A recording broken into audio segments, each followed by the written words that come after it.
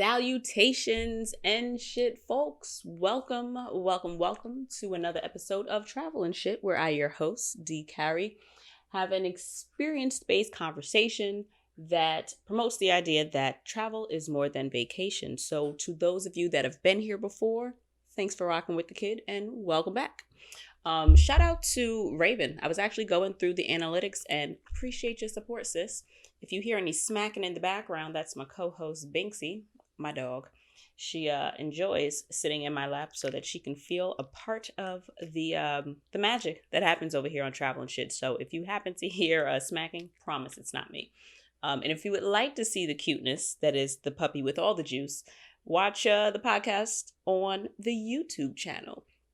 You can find the episodes. I linked the YouTube episodes on a post for each episode on my website, which I recently updated. So head over to travelandshitpodcast.com so you can feast your eyes on my tinkering. I did the best I could. I think it's pretty cute. So that's an update there. And this episode, however, is for the new listeners. Come in close. I'm happy that you're here. And one of the things that I have consistently seen are a number of misconceptions about travel that often keeps a lot of people from traveling. And many of these misconceptions, I too was, I don't want to say unfortunate enough to believe, but at some point in time, I did believe a lot of, what I'm about to go over to be true. Thankfully, I, was, I guess you can say, opened up to the possibilities that travel actually can be for me and is for me because of social media. I was able to just see more people that looked like me, that sounded like me, and that I felt had things in common with me actually, jumping around the world and seeing all the beautiful things that the world has to offer us. So this episode in particular is for those of you who are wanting to travel, who like the idea or the way travel looks or the way people talk about it and the way that it appeals to you, but just aren't really sure if it's something that is attainable for you. And hopefully by the end of this episode, all of you will see that travel is for the people. Travel is for all of us. It's absolutely attainable. A matter of, I don't want to say due diligence, but it's absolutely a matter of where you, I don't want to say place your priorities either, but in essence, it is a matter of where you place your priorities. And it'll make sense with the first misconception that I'm going to speak of, and that it's expensive. And not just expensive that, it's got a cost attached to it, but like an inaccessible expense that makes it so that you or, someone like you won't be able to travel. I know before I really started digging around into travel, I absolutely thought that I would never be able to travel. I figured that I would need to have a certain job where I had a certain number attached to the bank account that would unlock the potential of travel or unlock the opportunity to travel for me. And it's not wrong, but it's also not 100% correct either. The thing about travel and the assorted expenses that come along with travel is that it doesn't have to be cost prohibitive. There are absolutely ways to get yourself out, about, and around the world in a fashion that you can afford. And this one kind of goes in connection with the second misconception I'm going to speak on. So I'm hoping that I don't bleed them together too much. So we all know about Expedia. I'm pretty certain that anybody that's listening to this has absolutely heard of Expedia, TripAdvisor. What other sites was I using? Kayak. I've booked on Kayak before, but I want to say Expedia is probably the most popular packaging site where you can purchase your flights, you can purchase your accommodations, and you can purchase your experiences or your excursions. So they, of course, will show you the most expensive option first, or the best or most highly rated options first. Um, Makes sense. It's a company, it's a business. That's what businesses do, right? That being said, you don't have to choose those options, and you also don't have to package everything together in one lump. It doesn't have to be purchased in one um, unit. You can absolutely book your travel separately. So you can book your flights separate from booking your accommodations. You can also book your experiences separate from the other two. You don't have to do all three together, and you don't always have to do all three. For example, you can always go to visit someone in an area that is outside of where you live. And that's one way that it can be a lot more cost effective. I know before I left the country, I used to visit friends and family in different states. My heavy hitters were Louisiana and Virginia. I spent quite a few quite a few Mardi Gras in New Orleans with my homegirl Angie. Hey boo.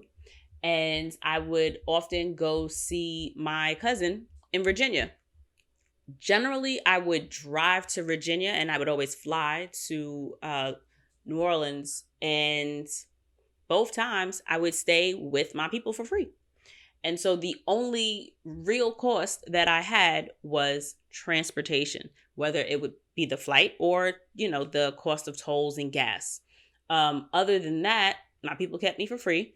And I would just pay for a couple of meals, or I would contribute to, and for the most part, I don't know how everybody's friends and family is set up. You always offer to contribute. Like you always offer yo, let me hit you with a couple hundred just for, $100, $200 for some food. Or, you do something really you have to, it is always appreciated when you're a host to someone, especially when it's for an extended period of time, right? Like if you're staying at somebody's house for a week, don't just eat their shit for a week and not contribute anything. Like if somebody's staying with you for the weekend, or if somebody's just like, hey, I'll be in town for 2 days, do you mind if I kick it at your place?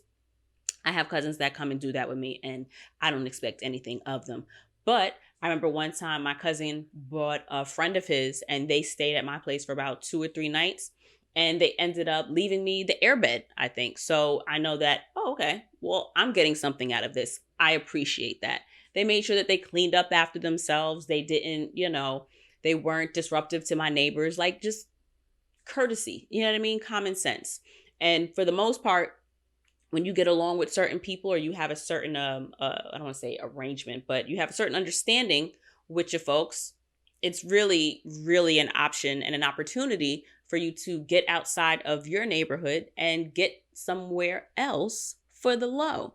Also, generally, when you stay with people that are from the area, they're going to know where the places to go and what shit to do for the low. You don't get caught up in all the touristy stuff. You don't get caught paying for this event and this party at this location that's supposed to be all the rave, but it's not your kind of rave. It's not your kind of party. So although there are some clubs in Manhattan that have, a lot of popularity and people always want to go, I am not really into, I'm not even really into dance hall.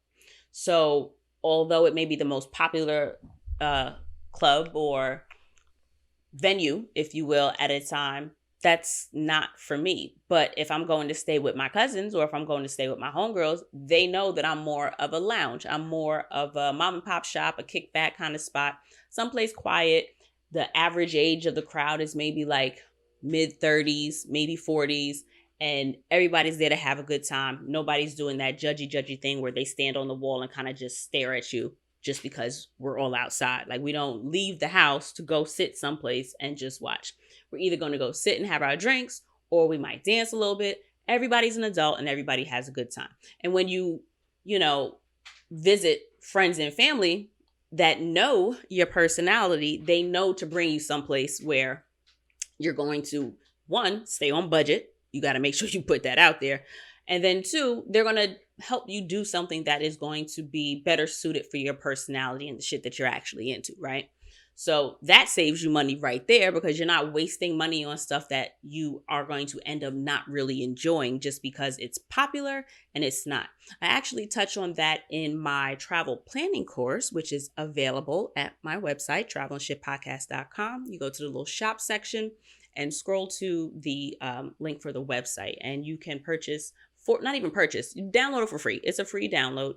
And I get into how to use Google to work out for you in the best way possible. Because a lot of times you get caught with, like I just said, looking for popular attractions or places that everyone loves, and you kind of miss the mark because something is really popular. You're really not paying attention to the things that you are interested in. And I really touch on that in that course. So download that copy and get you some more information there.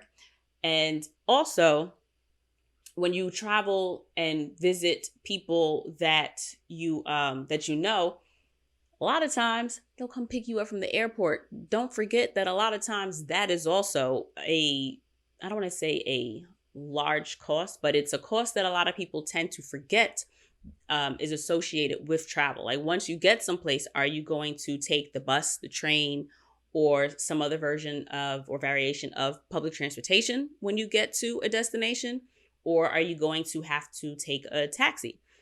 Are you going to have your host pick you up? Is that an option that you can also look to save money? So if you're going to visit friends or family, a lot of times they'll come get you from the airport, so you don't have to worry about,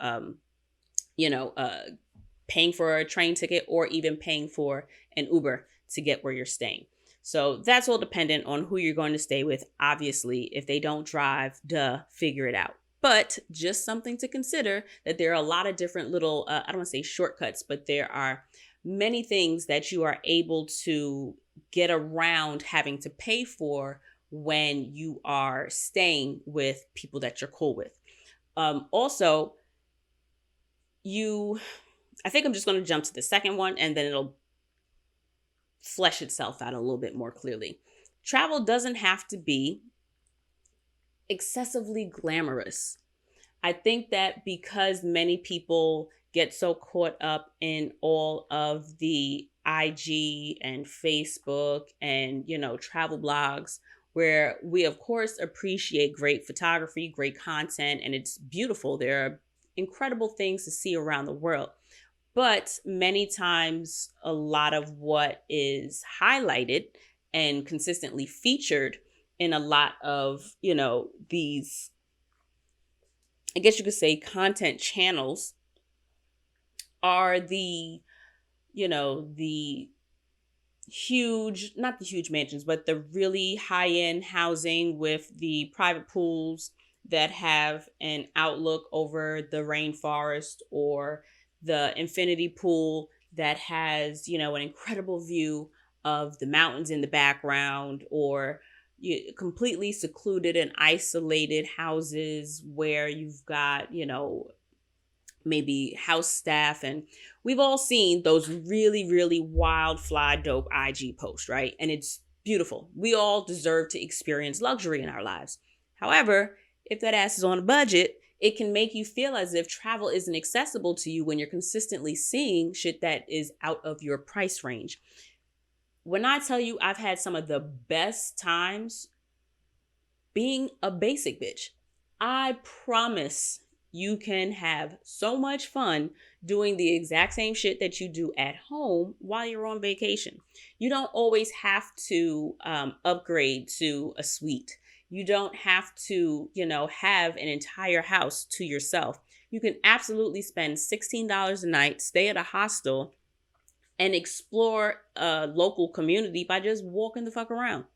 I know when I went to Tel Aviv, I stayed in, I think this is actually on my website. I also have a resource tab where I list the accommodations that I stayed at, a lot of the companies that I patronized while I was in an area, and a couple of the different destinations, locations, and places that I visited.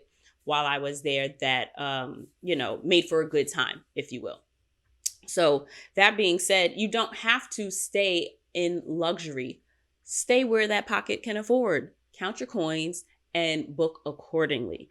So, the two go together very nicely. Travel can be accessible outside of the glamour and the glitz of it all, which makes it a little bit more accessible. It's less expensive than you would like to think it. Well, I don't want to say that than you would like to think, because I would think that you would like to think that it's not expensive. That tongue twister aside, it does not have to be full on luxury every time you go someplace. You can absolutely stay at, I don't want to say low end, but economically accessible destinations. Like I said, hostels in so many places of the world. I have had, no, not so many places. I've only stayed in hostels in Europe. And I've had $16 hostels. I've had $40 hostels. I've had hostels where, and every hostel that I stayed in, the bathroom was in the room. Nope. Every hostel that I stayed in had a private bathroom. You can also even stay someplace a little bit cheaper and share a bathroom if you want. But I've only stayed in one hostel where it was a co-ed room, and it ended up just being me and another woman. And other than that, I've stayed in hostels, for those of you that are concerned with, the whole mixed company dorm setting. It's possible to actually book a room where there are only 3 other beds. You don't have to stay in a hostel that has room capacities of like 12 people and 24 people. Those are absolutely opportunities also. So if you're traveling with a group, that is a cheap way for all y'all asses to be, together and not, out overdo the spending in terms of accommodations. So there are ways that you can get out and see the world without spending every penny that you have. That's not to say that there isn't a cost associated to travel. There's a cost associated to clothing yourselves. But you can go to a thrift store as opposed to going to, Fifth Avenue or to Rodeo Drive. You don't have to go high end to buy your clothes. You could absolutely slide the fuck it into a Kohl's or to a Macy's or a TJ Maxx or a Burlington. You can, you book and you travel according to what you can afford. So it's also possible, I won't say free stays, but there are ways to get almost free trips. So one of the ways that I've been able to do that is by points. I have accumulated enough points with some credit cards that I didn't have to pay for a flight. I know with my Amex card, I didn't pay for my trip to Costa Rica. I paid for the accommodations, but I didn't pay for the flight. I want to say my round trip flight to Costa Rica was covered by flight points, because I have an Amex, one of the Amex that goes with, it's like the Delta Gold card or some shit like that. So those points were specifically used with Delta. But in hindsight, unless you are beholden to an airline, I would suggest not, getting a card that restricts you to an airline. And if you're into reading the fine print and, getting all the information possible, do that. Pick credit cards according to your own pockets and limitations and all that other jazz. But in my experience, I realized that having a card that gave me points to only fly with one airline was a pain in my ass, because I would have, say, enough points to go somewhere. However, not with that airline. Some cards and some airlines require like a shit ton of points for you to get anywhere. Like, I feel like in my experience, JetBlue, I've been able to travel with fewer points. I also ended up having a free one-way to Seattle. I flew from JFK to Seattle, and I didn't pay for that flight because I ended up having enough miles from previous flights that I'd had with JFK. So when you travel, regardless of whether or not you're going 3 states over or 3 time zones over. Set up a known traveler number with those airlines so that you can accumulate those points so that they add up. Even if it takes you, a year or two. Also check to see how when the points expire. Don't hold me to that. But I know that over the course of a couple of years, I have accumulated enough points and then been able to roll those points into, if not the entire flight, book one way. You don't have to book the entire flight with those points, So that is something to consider. You don't have to book an all-inclusive everywhere you go. Also, not everywhere offers all-inclusive packages. But I personally know that I can't drink and eat, $200 worth of shit, $300 worth of stuff in a single day. That's just me. I, for that reason, don't particularly care for all-inclusives because the price difference between just booking it separately or just booking an accommodation out and then paying for my own food, for me, the math works out that all-inclusives don't always work. Sometimes, yes. It did end up working out for me when I was in Bermuda, because the additional price that I would have paid for the all-inclusive option in the package was it was negligible. It was maybe like an extra $100, and I can absolutely eat and drink $100 in a day. But look into what the cost, the difference in the cost of the all-inclusive option and the option that isn't all-inclusive. So you may not always be saving money. You really want to look into that and know what your habits are. If you're not a heavy drinker, is an all-inclusive that includes alcohol really beneficial for you? You know what I mean? Also, the thing for me with all-inclusives is that it somewhat deters me from going to visit other restaurants. It deters me from maybe trying local cuisines and exploring the neighborhoods that I'm staying in. I also think that many times when you book, what will save you a little bit money, it's going to be this is the tricky part. So you can save money by staying a little bit outside of the city center. However, you have to keep in mind what type of shit you're trying to get into and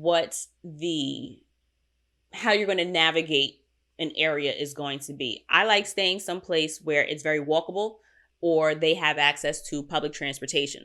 I prefer taking buses and trains from the airport to my accommodations. And then I like staying places where I can just walk to everything nearby. I want restaurants. I want stores. I want beaches. I want the shit that I'm going to an area for to be easily accessible so that I'm not spending wild money on taxis. Because you don't need a driver everywhere. Some places it's safer and it's more beneficial, but depending on where you're going, it's not going to be necessary. However, don't think that you're saving money by staying far out of the city center, or don't choose an accommodation based on the low price and then end up having to spend a lot of money or spend a lot of time getting to all the activities that you're actually interested in. So you have to really make sense of what it is you're going to an area for and what all you would like to do while you're out there. If you are, looking to have beach access and try a lot of local cuisines, you might want someplace that you can walk to all those things. However, if you're going there for something that has to get accomplished, like if you're going to visit family or if you're going for some kind of work project or, something with work, you are more beholden to a specific area because there are things that have to get done. That being said, you don't always have to book the most elaborate experiences. You can pick one good experience that you may not be able to do outside of that location. Like when I went to Qatar, I stayed in capital city Doha, and I knew that the chances or the likelihood of me getting to a desert anytime soon was very low. So I ended up spending quite a pretty penny on doing the desert excursion. Like I wanted to drive through the desert, do the whole camel ride and all that shit. So I ended up having to, come out of pocket. Pro tip, look into the apps that you may be using to book your experiences. I like, it's been a while, y'all, but I want to say TripAdvisor, Expedia. Wait, let me see if it's right here on the app. I usually go, no, that's not it. I usually go with, you know how you put stuff someplace safe so that you can use, here we go, travel booking. I usually go with, I book a lot of shit with Airbnb, Expedia, and Viator. Those are the top three that I use. Expedia, Airbnb, and Viator. Those are the three apps that I use most frequently to book my experiences.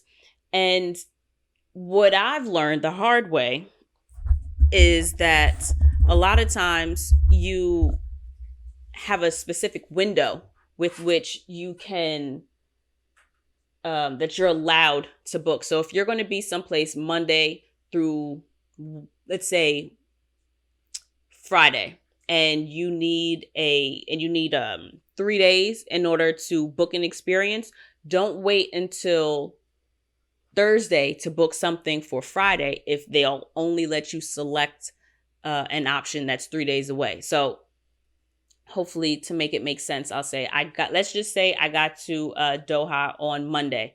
I was leaving on Wednesday. The first available trip experience, the desert experience at the lower price that I wanted to do, the first available experience window, like the first window, I'm sorry if I'm being redundant, the first window that they were allowing me to book in was on Thursday. And I would have been able to go on Wednesday or even Tuesday. But I waited until I got there to try to book, and it ended up being outside the window. So if I had booked before I got there for the day of the week that I wanted to go, I'd have been able to do it. However, the problem with doing things like that is weather. Is the weather going to be great while you're there? Sometimes you don't know. You don't really want to trust the app. You want to just feel it out when you get there. Or you're not certain about something. You want to kind of see how you feel that day before you spend the money on it. That's all well and good. Just know what your windows are so that you have all options at your disposal. So you absolutely don't have to spend luxury prices to have a good time. You've got the option of staying at less expensive accommodations. You can stay at hostels. You could stay with friends and family that you may know. And also consider just saving your fucking coins for when you want to go. Another way that I've found that makes it more financially accessible for me is booking things in pieces. So I always book my flight first. I'll book the flight, and then maybe next paycheck, I'll book my accommodations. After I book my accommodations, the check before I travel or while I'm there, or whatever money I've kind of put aside for, being out in this new environment, I will use that to book my experiences. So it doesn't have to be all in one paycheck. You don't have to do it all at one time. You could absolutely book further out and, just work your way up to it. So I don't work for you. I don't make your money. So I can't say, what you're able to do with your money. And I don't like to make it seem like, travel's so cheap, you just got to do it the right way, because cheap is subjective. Expensive, affordable is subjective. What's affordable for me doesn't have to be affordable for anybody else, because I promise you, somebody can actually afford, a first class flight. I can't. So I don't book first class. But what I do is I make sure that if I know that I have a trip coming up, I will make sure I cook instead of ordering lunch. I can eat an entire paycheck, promise you. And one of the things that I know that I cut back on is absolutely ordering out food. I cut out the takeout and I cook the shit that's in the house, or I just do grocery shopping. And that's one of the ways that I'm able to really save money. I might, old me would do a little bit overtime at work so that I'd have a little extra money to play with in terms of being able to afford a larger expense, because $600 on a flight, it's still $600 on a flight. Whether had to save up $600 or you just had a liquid 600 disposable dollars just to spend, the price is still the price. You don't have to do it all in one shot. You don't have to spend the $600 on your flight, the $300 on your accommodations, and the $200 on your experiences all in one shot. You can absolutely book them separately and in a way that it is more convenient to whatever your pay cycle schedule is or whatever your budget allows for. So you don't have to do it together. You don't have to do the really high-end and luxurious places that you're always seeing on Instagram. Those photos or the incredible content a lot of creators are, showing may give you a spark and, put a place on the map for you. They may absolutely intrigue you enough that you'll say, hey, I want to look into this destination. You can absolutely do that and then scale it to what is affordable for you. Like I said, in Tel Aviv, I just stayed in a regular ass neighborhood and did regular ass shit. I walked to local restaurants and ate. I wandered around. Like when I tell you just getting lost in somebody else's neighborhood is one of my favorite things to do.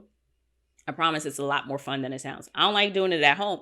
I hate being lost when I'm home, but I have a really shit sense of direction, so it's very easy for the kid to get lost. But the getting found part is a lot of fun. You find a lot of really interesting shit. You just I like to people watch also. And that's free. I didn't have to pay for that. Most I do is pay for, the food that I pick up or the snacks that I grab. I also love trying local beers. So I'll go to a corner store or a supermarket and just walk through the aisles and giggle at the different flavors of the chips. Because let me tell y'all something. There are some gross flavors out there, but somebody like them because they apparently they're selling, I guess. I don't know. But different countries have wild different flavors. They've got a lot of different, foods and fruits and things to try. And I really enjoy trying little treats and shit from around the world because, again, cheap. Also, you don't necessarily have to go to destinations that are extra expensive. I would say one of the most affordable places to go. Rome was pretty pricey. Excuse me. What else? I think Thailand. Yeah, Thailand as well as Indonesia. I was in Phuket in Thailand and I stayed in Bali while I was in Indonesia. Now, the most expensive part about there was the flight. You're going to drop a couple coins to get out there. But once you're there, by American standards, everything is dirt cheap. When I tell you I got $7 massages in Bali, good massages too. I mean, I was the most relaxed probably I'd been anywhere. I even had a woman come to the house that I was staying at to give me a massage, like a 2-hour massage. And I think that may have ran me maybe $40.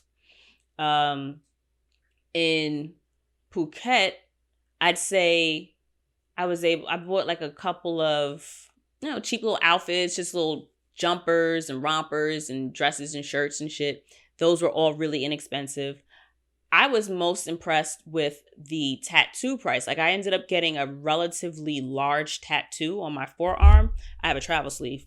If you're watching on the internet, I think you can see it right now. I'm trying to see which y'all can see. Yeah, this one. Let me see. Which way am I turning? Here we go. This dream catcher. So for scale, here's my hand. It's almost as large as the palm of my hand. Almost. It's not that big, but you can kind of see that it's a relatively large tattoo, right?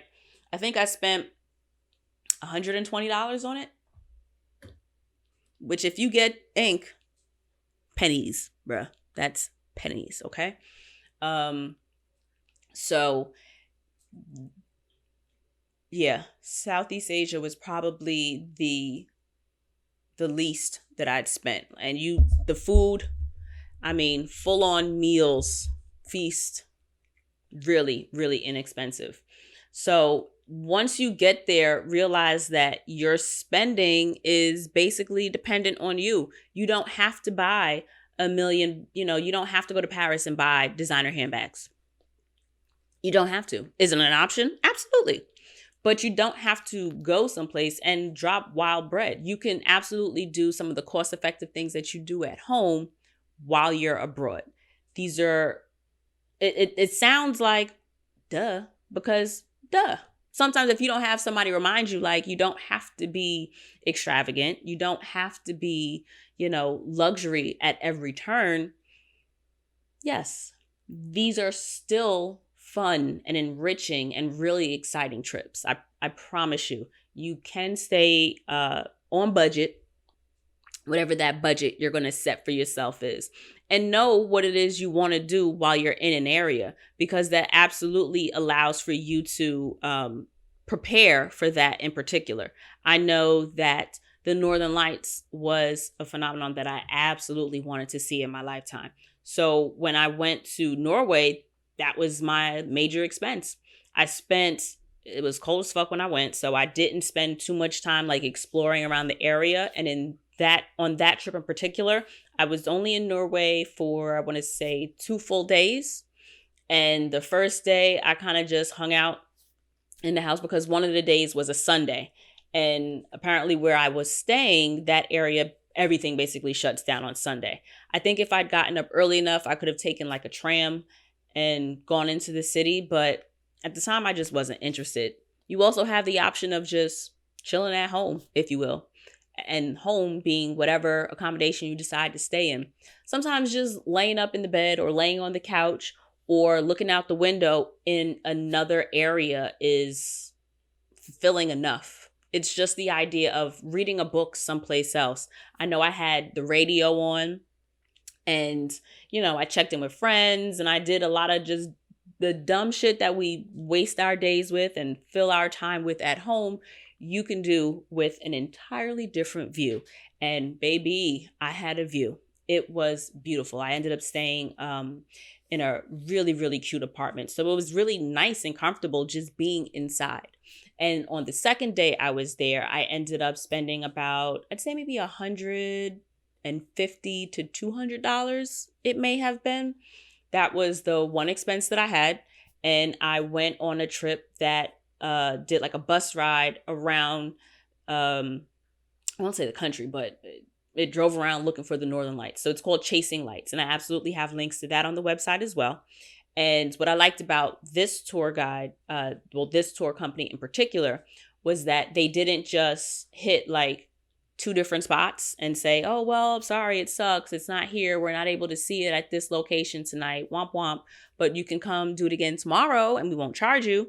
Well, if you're only there for 2 days or if you're leaving the next day, that's not an option for you. So what I appreciate about Chasing Lights is that they actually fucking chase the lights. They track it, whatever science that they use, and they track the lights and they will drive to where it is likely to be visible for that night in particular. So we were able to see the Northern Lights from, the vantage of maybe, I'd say we hit about 3 or 4 different areas with an entirely different landscape to view the lights, in. And it was absolutely, absolutely breathtaking. Like, that was one of my favorite travel experiences. And it was on the higher end of what you might book for an experience, but there are absolutely experiences that run even more than that. But I've also booked experiences that were maybe like $45, $25. You know what I mean? There are some smaller things that you can do. It just depends on what you want to do and what the fuck you want to spend. So travel does not have to be expensive, nor does it have to be completely glamorous at every turn. Next, it doesn't have to be unsafe. I know that there are plenty of people that ask or wonder. That's one of the questions that I get the most. Like, why do you go by yourself? Like, you don't feel, you're not scared. It's not dangerous. And it's like, well, yeah, it can be dangerous, and yeah, it can be scary, but I don't like to, especially not with travel. I don't like to let fear stop me. I let it guide me. And I say that and I But what I mean by that is being scared doesn't mean that, it's unachievable. It just means that there's a barrier to you achieving it. And that's your own personal feelings, right? Now, I'm born and bred Queens girl. I live in New York. I can't speak to what someone that hasn't grown up in a metropolitan city may feel about going to, different countries where they may be larger cities or even smaller cities, or just experiences where they're, so far away from home by themselves. I understand that everybody's life experience lends to different views and feelings about being alone. But I for a long time lived by myself. For most of my adult life, I've lived alone. I do everything by myself. I thrive alone. I actually enjoy my company. So for me, the whole being by myself part was never, now I won't say never. Before I left, I didn't leave the country till I was 30. I was grown. And a lot of the reason, but I didn't leave for so long beforehand, it was because I was basically waiting for someone to go with. I was waiting on homegirls to be able to go. I was waiting on, some magical man that I didn't have at the time to, fly me out. Well, no, partial lie. I've been flued out before. It was fun until it wasn't. But before that, it was just, okay, I'll wait for, this really great relationship to be able to go on these romantic getaways. Or I'll wait for my friends that have kids and husbands to have time to be able to go with me. And, after a while, I just got tired of waiting for everybody else to do something that I was really curious about, something that I really wanted to do. And at the time meant a lot to me. And when I was ready to just go by myself, the same way I was doing a lot of other things by myself, it became something that I realized, this ain't bad. And the same sense that I use to navigate neighborhoods in my own country and in my own state and in my own city that I may not be familiar with is the same sense that I use when I go abroad. I've spoken about this in a lot of other episodes before, but I'm going to say it again since we're on topic now. Use your common sense. The same, intuition that you listen to. And I would say doing new things while you're home lends itself to building that intuition, so that when you're further away from home, you're able to trust your intuition a little bit better. And it's not a new practice. It's not something that is foreign to you, so that it actually, it hits a little bit different when you're used to using it, right? Same thing with anything. Same thing with muscles. It's like a muscle. You stretch, you exercise, you practice at something, and it becomes easier to do.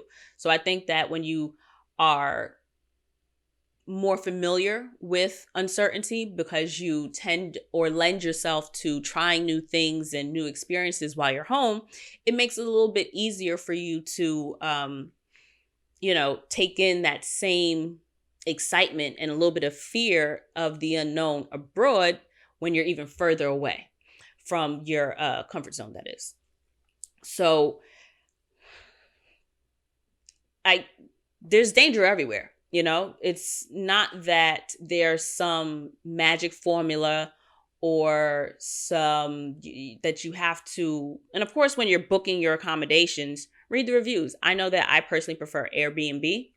I enjoy Airbnbs, one, because pricing. I tend to find really incredible options in my budget, like within whatever price range I'm comfortable spending in a location. Airbnb generally has it for me. I'm not above or below staying at a hotel. I just like Airbnbs also for the fact that it lets me feel more immersed in the local culture, if you will. I also like walking out of someone's house versus walking out of a hotel. I feel like it makes me look less touristy. I mean, of course, you're rolling up to somebody's house with a suitcase or with a backpack or a duffel or whatever your form of packing is. But that being said, it's once you get that out the way and then you're coming and going in and out of a building on somebody's block or out of a house or, from a complex or something, if you keep your mouth shut and walk with purpose like you belong there, because here's the catch, you belong everywhere, right? The world is all of ours. The world doesn't just belong to some people. The world belongs to everyone. So when you walk with purpose, and like I love to consistently repeat, my guest from, I believe it was episode 115 or so. I don't remember no, it wasn't 115. That was Abe. Denise was maybe episode 110. Carry yourself like you're somebody's daughter. Carry yourself like you're somebody's granddaughter. You're somebody's sister. Carry yourself like you belong to yourself. You are yours and you get to be everywhere in the world. Don't walk around in fear. Don't walk around as if, don't do the whole touristy thing and you're walking with, cameras and maps and, like the stereotypical tourists like they'll show on TV and stuff like that. Don't do that. Walk like you got sense. Walk with purpose. And, don't be afraid. You will I won't say more than likely, because damn, I've absolutely stood out. Like when I was in old China, I stood out. When I was in, was it Austria? I feel like, yeah, there I felt like I stood out. Even in Spain, I felt like the kids stood out. I stayed in a smaller town, La Gagria, and I barely saw any people of color, let alone Black people. That being said, Black folks is everywhere. People of color are everywhere. There may not be a lot of us in a place, and we may be kind of new to some faces that we see out there. However, they know we're a thing, okay? They know we exist. So be comfortable wherever you're going as long as you use your good sense. When you're booking on Airbnbs, Google the neighborhood, okay? Or if it's in an area where you know that you've had friends or family, or even if there's somebody that you follow on Instagram or on Facebook and they've been in an area, or, join different Facebook groups for travel, you can absolutely hop on one of those, leave a post and ask like, hey, I'm going to be traveling to X, Y, and Z location. What are some suggested cities to stay in? Or what are some areas that you think someone should avoid in a particular location? Those are all little things to keep in mind. I remember I was going to Atlanta I'd say like a year ago. And I was looking to book an Airbnb. And the dude was like, yeah, don't go here.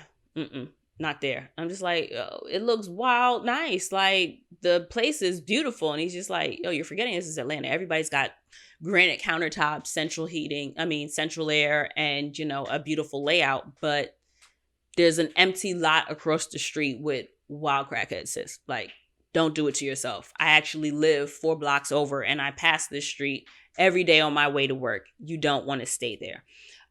So there are, I don't want to say they're absolutely not scams, but when you're looking on Airbnb, read the descriptions. Look and see what people who stayed there recently had to say. I know when I'm traveling to a place where Blackness may be foreign to some, I like to look for reviews from other people of color. I like to look at reviews from people who may be outwardly queer. This way, I can get a gauge as to what that community feels or how they treat others. And I've been pretty fucking successful with that. I read the shit out of some reviews, and I don't stay places that don't have reviews. There have been really, cheap accommodations. There have been really cute accommodations that were brand spanking new. But again, I am a solo traveler. I'm a solo woman, and I happen to be a Black woman, if you haven't noticed by now. I am not going to just, haphazardly place myself anywhere. Part of that good common sense that I possess and that I use when I go other places is asking fucking questions. And without being able to reach out to someone directly and say, hey, where do you suggest going in a certain location? I've absolutely gone based off of reviews. And the more recent, the better. And also you want to see if the host like responds back to those reviews. Cleanliness matters to me, location, walkability, and also how people have stated they have felt in the area while walking around. Like, did they say, hey, I walked home? Like, a lot of people will make sure to note, I ended up going out. There's a couple of local bars in the area. I, solo traveler, hopped around, felt safe, and those kind of reviews, really add a little bit of credence for me when I'm choosing a destination. The dog is so cute. She is slowly falling asleep and trying not to fall out of my lap right now, guys. You got to check her out. Watch on the YouTubes. That being said, what was the next one? Another misconception. People think that solo travel is lonely. Aha!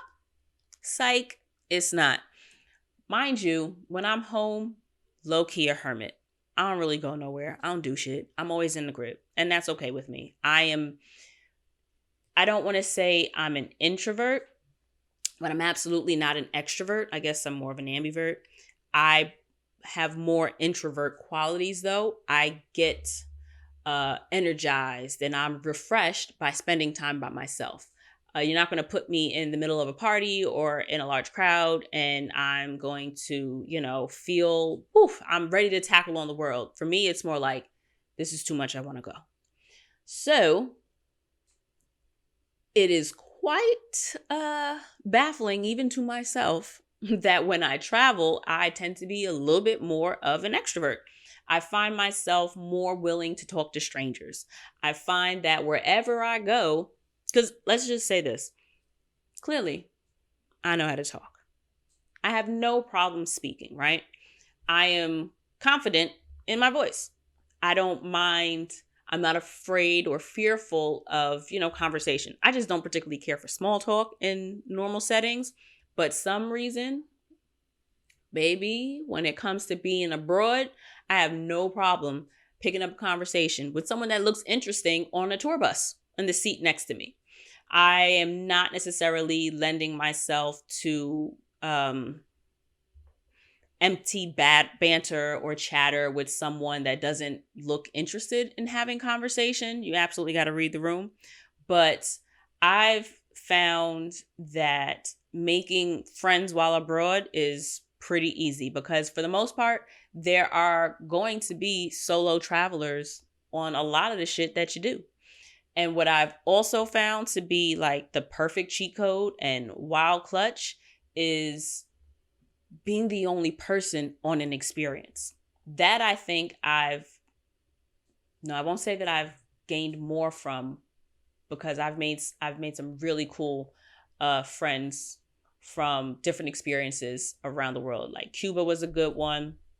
I met a lot of really cool folks in Cuba. Same for Cartagena. Met mad dope people in Cartagena. Happy birthday, Real Spiffy. And real brief though, congratulations to you and your wife on the baby. Those are all folks that I met abroad. Kev, congratulations on your lingerie line.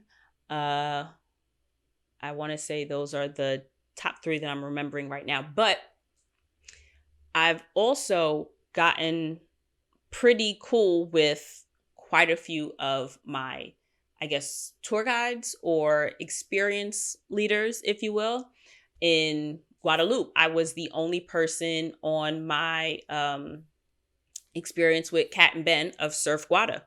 And we still keep in contact digitally, of course, just checking every once in a while on the Instagrams. Hope you guys well. I'll tag them when I post my surf photos. And they were so cool. They were so down to earth and made for a really great experience. And being the only person allowed them to answer all my questions, take my photos for me. And you're able to kind of establish a little bit of a rapport when there's nobody else to talk to. What else? I've had really good tour experiences in Casablanca. I ended up staying with the host that offered tours. So she and I had a great day together. It was really easy conversation. She knew all the shit that I was interested in based on us just talking. She found out that I enjoyed coffee, so she made sure that we stopped at a lot of little cafes and little spots where I could grab and try different kinds of coffee. I remember in Barcelona, I went on one of those really big bus tours, and we went to, it was a 3-country tour. So we visited northern Spain, then we hit Andorra, and we hit France. And I made really friendly with the woman that was sitting next to me on the bus. We had an incredible day taking each other's photos, chatting, getting to know each other. And, it lends itself to being very easy when, if you're a solo traveler, you notice somebody else is traveling by themselves. I also find that when I'm surrounded with other Black folk, it's lit. Like, we all just kind of vibe together. I feel like Blackness abroad is such a beautiful experience where we all lend our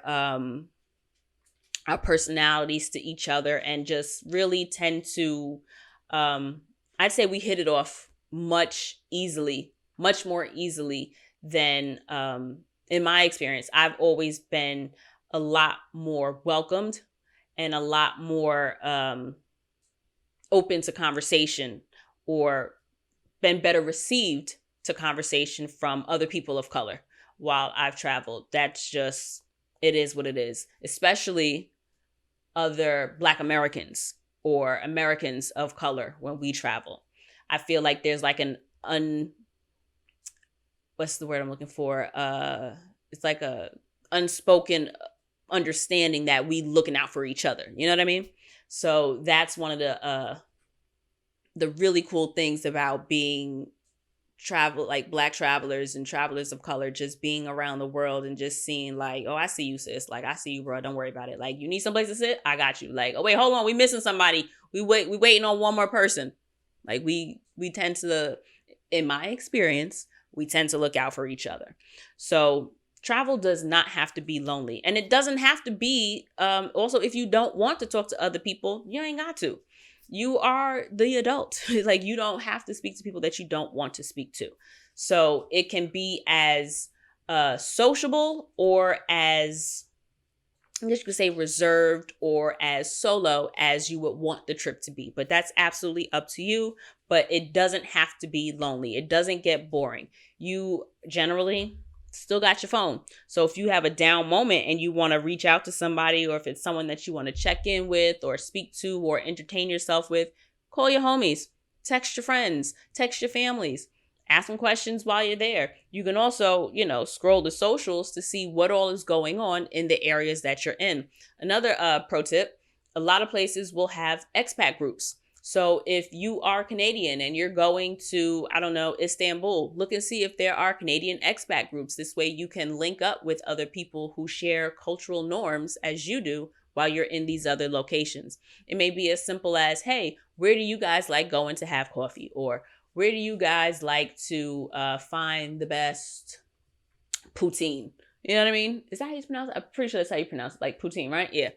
I actually had better poutine in like Westchester, New York, than I actually did in Canada, which was wild to me, but the facts are the facts. That being said, I cannot stress enough how useful Facebook groups have been. I've gotten a lot of really useful information and been able to connect with people and get details and little nuanced pieces of usable, I didn't want to say information again, but usable information from Facebook groups. And the last misconception that I wanted to highlight is that travel has to be difficult or confusing. I know some people can be a little bit put off or standoffish about going to a country where they don't speak the language. Y'all, we've got the technology. Your cell phone happens to have, well, if you have a smartphone, if you got a flip phone, you might want to look into another option, an alternative, if you will. But our phones have the option to download apps that'll absolutely translate everything for you. Google Translate, clutch.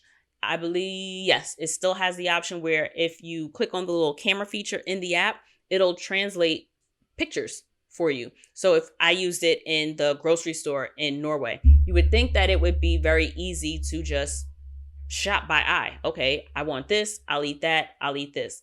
But when you pick something up and you don't recognize, so is this a shrimp? Is it a prawn? Like, what am I looking at? Do I really want this cup of noodles with prawns, or do I want to just get the beef cup of noodles? You know what I mean? Or if you're not sure what flavor profile something is, or if you're allergic to something in particular and you don't read or understand, um, you know, Chinese or Japanese characters. If you don't speak Arabic, you want to know whether or not, if you've got, an allergy to soy, you want to know whether some shit's got soy in it. So you don't necessarily have to find someone that speaks the language that you speak. You could use your translator app. And a lot of times, what I think people miss out on is a little bit of opportunity for adventure. Don't want to say what could possibly go wrong and where do I have would jinx that, perhaps. But yeah, sometimes there is just enough fun in the unknown that it becomes something to actually look into doing. I, by no stretch of the imagination, speak any dialect of Chinese, and nor do I read or understand the characters, but still had a good ass fucking time in China. I know when I got off the plane, the my Wi-Fi was a little janky, and I forgot to download the language.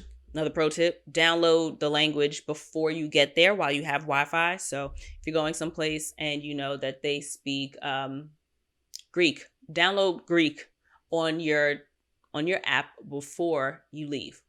This way, if there's no service, you can still translate with ease, and the language will populate and do the conversion for you. But Google Translate has been clutch. Also, try maybe learning a little phrase here or there. My favorites are hello and thank you.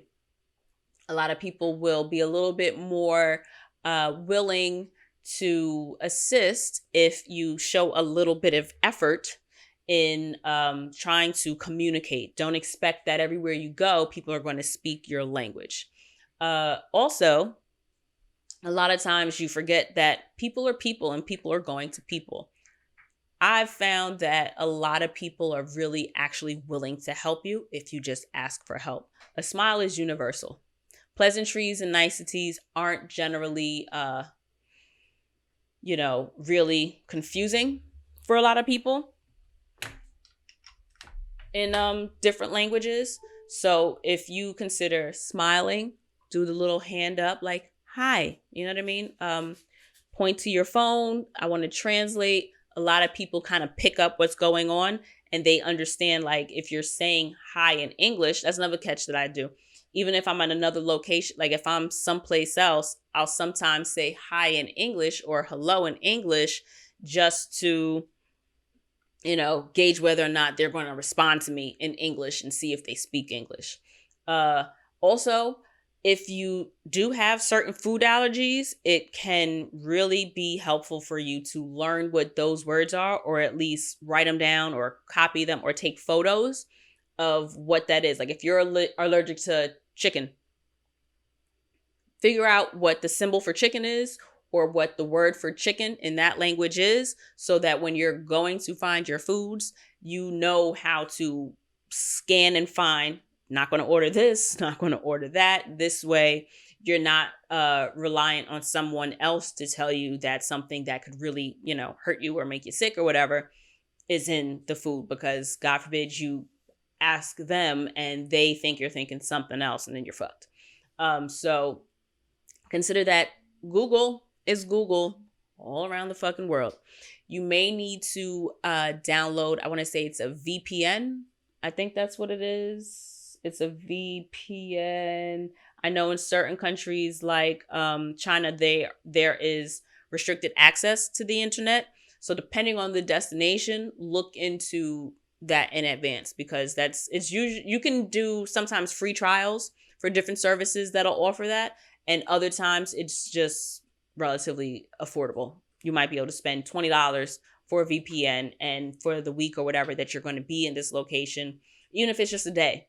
Would you rather spend $20 once to be able to access the internet or access information that you know that you're going to need, or save the $20 and be stressed out the entire time, or really miss out on a lot of opportunities because you weren't able to translate or look something up, right? So it doesn't have to be that difficult. You don't also have to, if you take the time to book things in advance, like transportation, you can save yourself the confusion or the what do you call it? What's the word I'm looking for? The hassle of trying to navigate things that are a little bit difficult for you. Remember that a lot of countries have that driving on the other side of the road. I know personally, I don't even like driving in my own country. Can I drive? Yes. Am I a pretty good driver? I fucking think so as well. However, there's no joy in it really in a lot of cases. I have to really be in the mood to want to do like a road trip or something like that, right? So for me, I have no interest. Come on, puppy. I have no interest in driving on the opposite side of the street. I have no interest in navigating, a car in a foreign country where I can't read the street signs. I'm pretty sure you can have your GPS speak to you in whatever language you speak. However, if they're pronouncing, I know she fucks up street names in English. So I'm certain that it's possible she gonna fuck up them names in another language. And if I can't read said language to see whether or not, this is the street, how sometimes some turns is like, is it this one or is it the next one? And then a lot of different countries have different driving patterns. So for me, in order to avoid all of that confusion, I will stay in locations that have that are either very walkable and that I could just walk everywhere I'm trying to go, or that have really good public transit systems so that I can, navigate my way around the country or the city in a way that is cost effective and simple. I've found that buses can be a little confusing, but trains for the most part are so much easier in other countries around the world. Very much different than like in New York. New York's train system is rather easy to navigate once you kind of get a grasp on where it is. All you need to know is where to get off. And what I've always learned to do to keep myself from going the wrong way is knowing what stop I'm getting on at, what the next stop should be if I'm going in the right direction. This way, I'm not 45 minutes to an hour in my ride realizing that I'm going the wrong way. So when you get on a stop, figure out what stop is supposed to come next. If you're going the right way, this way, should you be going the wrong way, you're able to correct it very early on. If you are watching, you are seeing exactly how cute this damn dog is, and she's just looking up at me and being adorable. So do a lot of things in advance so that once you get to your destination, it doesn't have to be difficult. You can book your taxi or arrange for your host or the hotel that you're staying at to pick you up from the airport. This way, you don't have to navigate anybody's train or bus system if that's going to be something that's going to be stressful for you. If you're someone that does checked luggage, I don't. That's not my, cup of tea. But if for some reason you have to check luggage, it may be a little bit easier for you to have someone come get you than trying to drag that luggage, a mile from the terminal to the train and then a mile across cobblestone so that you can get to the hotel or the place that you're staying. Consider, like I said earlier, booking one or two of your excursions in advance. I don't like to book too many of them before I get to a destination. of course, dependent on what the window that I have available to me to book said experience. I don't necessarily like booking them too far in advance because should I change my mind, or should the weather dictate otherwise, or should I get someplace and realize, oh my God, I didn't know this was available this time of year. I absolutely want to do this instead. Things come up, you know? I like having that little bit of flexibility. Also, am I tired? I don't want to have something booked and be absolutely dead tired and jet lagged so that I'm not able to enjoy the money that I'm spending on, an experience either. So certain things like the first day and the last day for the most part, I tend to book in advance so that it's taken care of, and stuff in between. And a lot of times I'll also just intentionally do nothing on those days so that I can get a feel for where my head is at and what that trip is actually going to be best for me. Like, what's the best course of action for me in that destination. And that lends itself to, I guess my final point is being intentional about your travels. If you know that you are, in a space or in a time or season, if you will, in your life that you really just need to kind of detach from stuff that's going on, what is your detachment style? Do you want to be inside? Do you want to lend yourself to self-care and relaxation, like meditation, or a nice little yoga class? Does cooking bring you peace? You might want to schedule a cooking class. Do you want to make sure that you're getting really great facials and massages and manis and pedis? If you're in a space where that's necessary for you in your life at that time, make sure that you make time for that. Make space for that. If you are feeling adventurous and upbeat and you want to really explore an adventure and just step on a skinny branch and, do things that aren't normal for you, use this opportunity being elsewhere to tap into things about yourself that you may not really have gotten to explore while in your comfort zone back at home. Look at opportunities that will give you an easeful transition into new and exciting. So look into different experiences or excursions that you can do while you're at home, but then kind of give yourself that flexibility to say, all right, on this day, I'm feeling like an outdoor kind of experience, and this is what I'm going to do. I've got the different days that it's available to me, and I'll either select in advance or select while I'm there, but kind of get a feel for what it is you need at that time while you're abroad. Because just because some place is near the beach doesn't mean that that's because that can go either way, right? The beach can lend itself to just really laying out, being in the sun, relaxing, spending some solo time, maybe reading, listening to music, or even, having a nice conversation with like the family or, a couple next to you.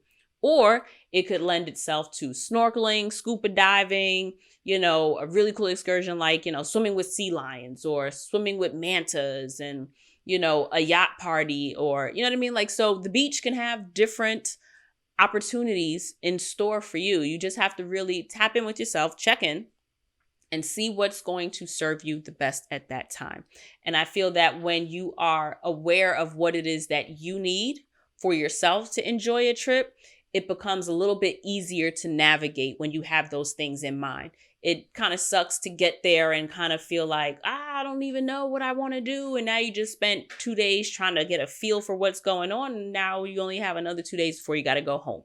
So check in with yourself, see where you are, see where you're at in your head, see how you're feeling, see what all is going on with the rest of yourself, the rest of your life, and, distinguish and discern what is going to be best for you at that time so that you can get the most out of that trip. And I feel that for me, in my experience, doing that and knowing how I'm feeling and knowing what I need makes it a lot less difficult and confusing for me when I'm in a destination, because I know where my sensibilities are at that time. I know where to lend my attention, and I know where to direct my interests while I'm in a space, so that everything isn't confusing and I'm overwhelmed with a lot of options, because I tend to crumble when it comes to being decisive. Like, don't give me too many options. I'm not going to have an answer for you. So check in with yourself. See what it is you're going to need and see what will serve you best so that you can do that and make sure that those needs are met for yourself.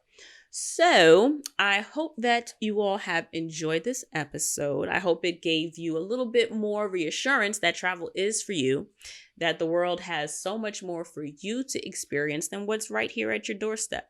Take a little bit of an adventure, and it doesn't have to be far. You don't have to be international to travel.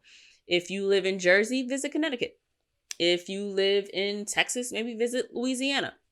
Consider going someplace close. Consider going to another city. I know that I'm a city girl. I grew up in Queens. I spend my time in Manhattan and Brooklyn. So I might decide, you know what? Let's head upstate. Let's go visit, I don't know, Lake George, or maybe go to the Poconos, or maybe even a trip to Atlantic City, but not necessarily staying on the boardwalk, but maybe staying in a nice little cute beach community that's still on the coast someplace, you know? So there are plenty of opportunities for you to do local, for you to do short road trips or even longer road trips. Just check in with yourself, see what it is you're going to need, and see what will best serve you at that time. So I've happily been able to hopefully impress upon you that travel is so much more than vacation, and there's so much out there for you to experience if you just give yourself the opportunity. So put some coins aside, cook. We got food in the house. Or do whatever it is that you do to put money aside, because even though you may not be comfortable traveling now, or you may feel a little bit restrictive about traveling because of COVID, there's going to, God willing, come a time where we're able to get all back out there and see more of the world. So hopefully these conversations are building up your confidence so that you can get there when you're ready, or even just reminding you of the incredible experiences that you've been able to have in the past and gear you up for that next trip when you're ready to take it. Be sure to follow me on the Instagrams. TRAVEL, the letter N, SH_T. You can also find me on Facebook. It's just facebook.com/travelandshit. You spell that one out. It's Travel and Shit Podcast on Facebook.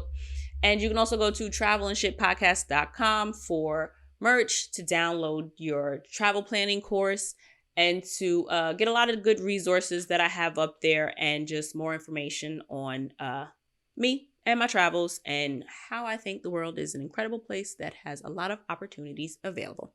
All right, y'all, that's it. Talk to y'all next week. Bye.